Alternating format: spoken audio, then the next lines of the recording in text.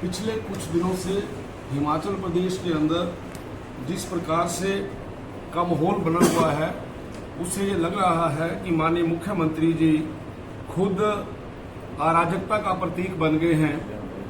कांग्रेस सरकार ने हिमाचल को शर्मसार किया है। आप सब लोग जानते हैं कि हिमाचल प्रदेश में आदरणीय बिमल नेगी जी की मौत के बाद किस प्रकार से इस सरकार ने अपनी मर्जी से उनके परिवार की जो बातचीत थी, जो उनके परिवार की मंशा थी, उसके खिलाफ जो है वो इन्वेस्टिगेशन करवाई। परिवार ये चाहता था कि इन्वेस्टिगेशन सीबीआई से हो। अंततः जो इन्वेस्टिगेशन है वो सीबीआई द्वारा ही हुई और परिवार को उससे न्याय मिला। लेकिन मैं एक बात पूछना चाहता हूं कि आज जो परिस्थितियां बनी हैं, आप सब जानते हैं कि 3 महत्वपूर्ण अफसरों को छुट्टी पे भेज दिया गया है।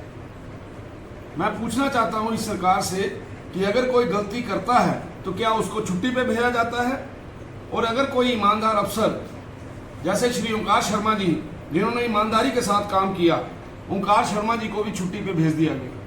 एक पुलिस अधिकारी प्रेस कॉन्फ्रेंस करता है, वो जो रूल्स हैं उनकी वायलेशन करता है, उसको भी छुट्टी पे भेजा जाता है। और जो व्यक्ति साफ सुथरी रिपोर्ट बनाता है उसको भी छुट्टी पे भेजा जाता है। ओंकार शर्मा जी को छुट्टी पे इसलिए भेजा गया क्योंकि उन्होंने वो जो रिपोर्ट है वो सरकार को न देकर सीधा कोर्ट में देना चाहते थे। इसी प्रकार से डीजीपी ने भी जो रिपोर्ट है वो सीधी कोर्ट को दी है। और जिस समय कोई अफसर सीधी रिपोर्ट कोर्ट को देते हैं तो उसका मतलब यही होता है कि उनको अपने अधिकारियों के ऊपर विश्वास नहीं है। माननीय मुख्यमंत्री जी ये समझने में फेल हो गए हैं कि ओंकार ठाकुर जी ने जो रिपोर्ट देनी थी वो तथ्यों के आधार पर देनी थी, फैक्ट फाइटिंग रिपोर्ट देनी थी। पर माननीय मुख्यमंत्री ये चाहते थे कि वो जो रिपोर्ट है वो इन्वेस्टिगेशन रिपोर्ट की तरह आए। उसका मतलब ये होता है कि आप हर किसी के बयान लो। क्यों ले वो बयान? उन्होंने तो फैक्ट के ऊपर जाना था। और मुझे इस बात का दुख है कि एक ईमानदार अफसर जिसने ईमानदारी के साथ काम किया, ओंकार शर्मा जी को बिना मतलब से तंग किया जा रहा है। और मैं ये भी मानता हूं कि जहां तक संजीव गांधी जी की बात है, मैं कोई उनके पक्ष की बात नहीं करना चाहता क्योंकि उन्होंने बहुत सी गलतियां की हैं। लेकिन उसके साथ साथ आज उनकी परिस्थिति क्या बनी है? संजीव गांधी जो कि इस सरकार के विश्वस्त अफसरों में से थे, आज हालात मुल्क के इस प्रकार के बन गए हैं कि माननीय गांधी जी को सरकार में काम कर रहे अधिकारियों के बारे में प्रश्न चिन्ह खड़े किए हैं, चाहे वो चीफ सेक्रेटरी है, चाहे वो कोई दूसरे अफसर है। तो जिस प्रकार का माहौल पूरे हिमाचल प्रदेश के अंदर बना है, मुझे ऐसा लगता है इस माहौल के लिए माननीय मुख्यमंत्री जी जिम्मेदार हैं। माननीय मुख्यमंत्री जी ने केवल और केवल ऑफिसर्स को संरक्षण नहीं दिया, उन्होंने न्यायपालिका को भी कटघरे में खड़ा किया है, जो कि सरासर गलत है। ये संविधान बचाओ कार्यक्रम जो कांग्रेस लेके आई है, उस कार्यक्रम की धज्जियां उड़ाई जा रही हैं।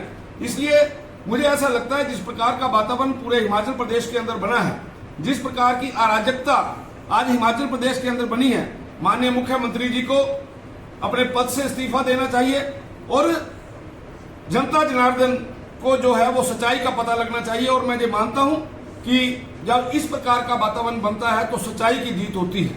माननीय मुख्यमंत्री जी पहले एक समय से बोलते आ रहे हैं कि मैं वही कर रहा हूं जो उनका परिवार चाहता है। लेकिन जिस प्रकार का वातावरण बना है स्टेट के अंदर, जिस प्रकार से अलग अलग प्रकार की रिपोर्टें इन्वेस्टिगेशन की आई हैं, उससे शरेआम पता चलता है कि सरकार पूर्ण रूप से ये कभी भी नहीं चाहती थी कि बिमल नेगी जी की जो हत्या हुई है उसकी सच्चाई का पता लगाए। मैं आपके चैनलों के माध्यम से माननीय मुख्यमंत्री जी से ये निवेदन भी करना चाहता हूं कि बहुत ज्यादा वातावरण हिमाचल प्रदेश का खराब हो गया है। आज हिमाचल प्रदेश के अंदर किसी को किसी पे विश्वास नहीं रहा है। हिमाचल प्रदेश के अंदर काम करने वाले अफसर अपने ही लोगों के ऊपर प्रश्न चिन्ह लगा रहे हैं। आज पहली बार ऐसा देखने को मिल रहा है कि एक छोटा अफसर एसपी रैंक का अफसर डीजीपी के ऊपर आरोप लगा रहा है और डीजीपी जो बोल रहा है कि मेरा अफसर जो है वो ठीक नहीं है।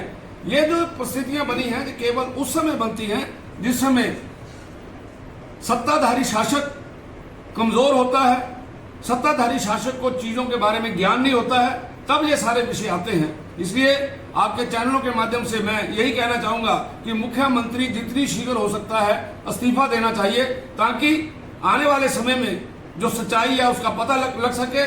और जो सीबीआई काम कर रही है, सीबीआई जो इस हत्या के ऊपर जांच कर रही है, मुझे पूर्ण विश्वास है कि परिवार को उसका इंसाफ मिलेगा। सर, ये कहा गया कि कॉपरेट नहीं किया जा रहा है, यानी कि सीबीआई डॉक्यूमेंट्स लेने गई थी दफ्तरों में तो नहीं दिए गए उनको। इसका कोई प्रमाण कहीं नहीं अभी तक मिला है, लेकिन अगर ऐसा है तो ये शरेआम गलत है, ये शरेआम बदमाशी है, ये शरेआम घोर अन्याय है।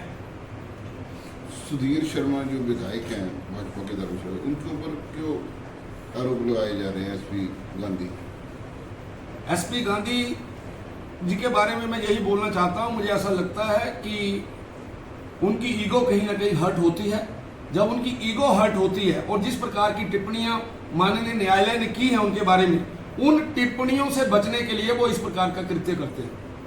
इसलिए पेखो वाला सोलर प्लांट था, उसको सबसे पहले आपने जो उसमें नाकामी हुई है, अनियमितता रही, तो सबसे पहले आप लेकर आए थे। तो उस वक्त तेरी सरकार इस चीज़ को देख लेती तो क्या किसी की जान बच सकती थी? मैं निश्चित तौर से बड़ी बार बोलता हूं कि पेखूबेला में जो कुछ हुआ है और जो कुछ हो रहा है, जो उस समय हुआ, मैंने उन बातों को उठाया था। मैं पहले भी बोलता हूं कि अगर मेरी बातों की जांच की होती तो बिमल नेगी बच जाते, बिमल नेगी आज जिंदा होते। लेकिन मुझे दुख के साथ कहना पड़ रहा है कि मैंने ये आवाज उठाई उस समय और मेरी आवाज को किसी ने नहीं सुना, आवाज को दबाया गया, कोई इन्वेस्टिगेशन नहीं हुई।